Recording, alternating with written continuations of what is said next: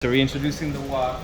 I just made a video, but I'm not gonna upload it because he vomited. I guess I could edit that.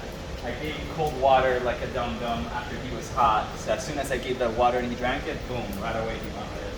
So I feel bad, but I guess it happens. Dog chog on me. Yeah. Dog chog on me.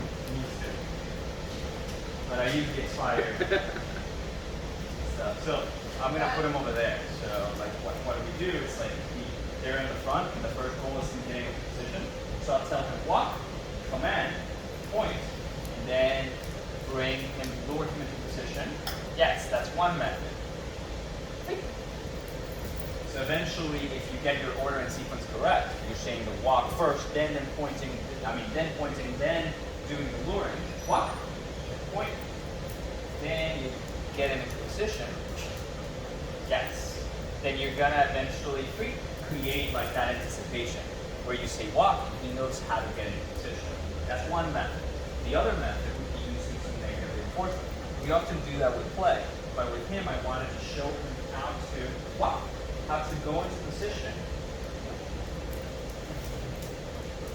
Yes. With luring first, because I worry that the negative reinforcement right away would cause that, that friction. So let's pay attention to his tackles right now. We'll see how they go out. They kind of went out right now for some reason. All right, ready? Walk. Point. And then I'm going to help with the negative reinforcement. Walk. Nice.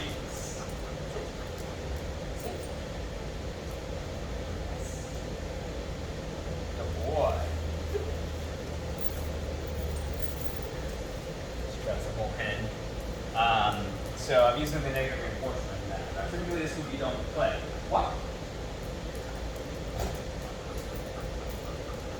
Nice. Good job. But notice he's going to position, but he still needs the help. Whether it is help with like the luring or help with the lead. Walk. Still needs that help. Nice.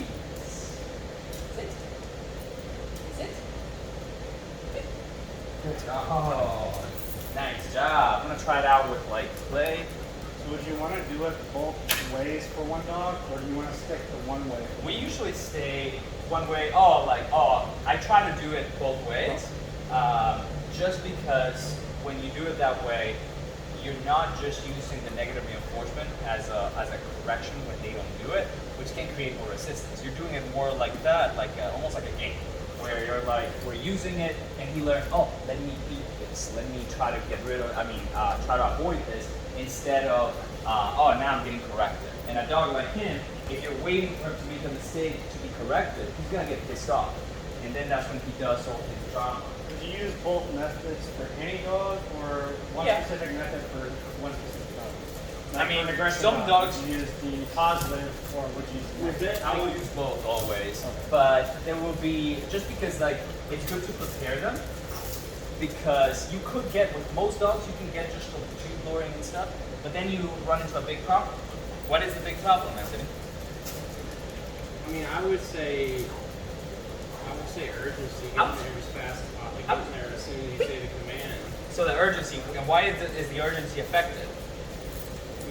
Or when would it be affected? When would it be affected? Yeah. When will the dog be less willing to sort of like do it? overuse? Well, overuse could happen because of one, the dog's getting bored, or like the first one would be he's getting full. You do his treats, so he's getting full. So then it's like I don't want that anymore. Kind of like he just not interested in the play. And you have I'm not engaged. Well, then you have like dogs like Ben and Benjamin. He wouldn't when he first started teaching plays. He wouldn't like the treats were like he wouldn't go with the treats. Yeah. He was nervous. Ben was just really He was sick. sick at Yeah, that he was sick point. all the time. But at that point, we didn't know. So the main reason is competing motivators. So like this works right now in isolation. Take him outside when there's a dog barking at And him, then a he's not strange gonna dog, do it. he might not care He about wants it. that dog. So then preparing them to understand how to get into pressure and create that mindset of cooperating even when there's other stuff going on can really help. Like the treat is kind of limiting. You could do it with play, but when you're using play, it's hard to kind of make them do it like that without them obsessing over the play the same, over the toy the same way that they would over the treat. So instead, we use the negative reinforcement and then use play. But because right now he's tired, walk. Ooh, look at that. Ooh, good dog. Giving him strength. But yeah, so that's why that's the main reason why we would do it in different. Oh, it's my dog. Why we would do it in both methods. What? There's actually other methods to do it. Sit. Sit. But look at that. He's like really trying now. He's putting it together. Now after we do that, after we do this, getting into position, I will move on once he's anticipating. When I say walk, point, and he does it, then I know, okay, let's do it a couple of times, make sure he gets it, we party, let's do steps. And then the next part would be, I'll just show you like a little bit of what we would do, but he's not really there yet, and he's done, so I'm gonna put him up soon. Walk.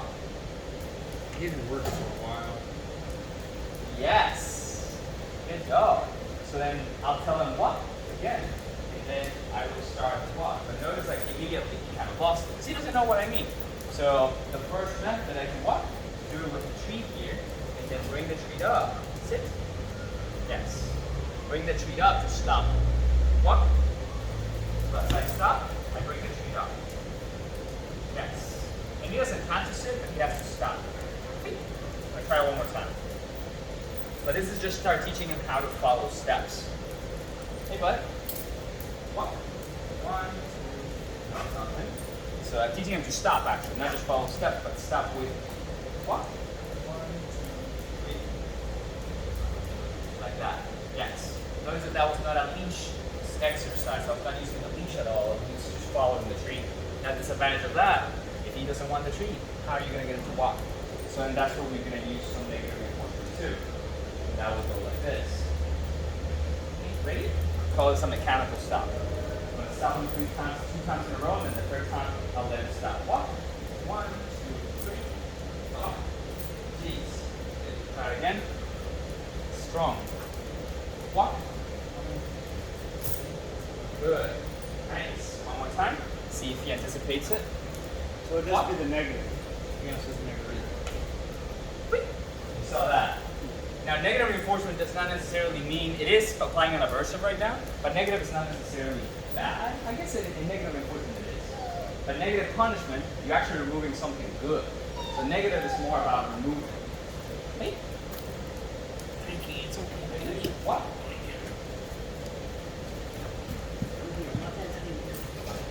Again? The negatives being rid of action, Yep. and then positives enticing the action. Wow.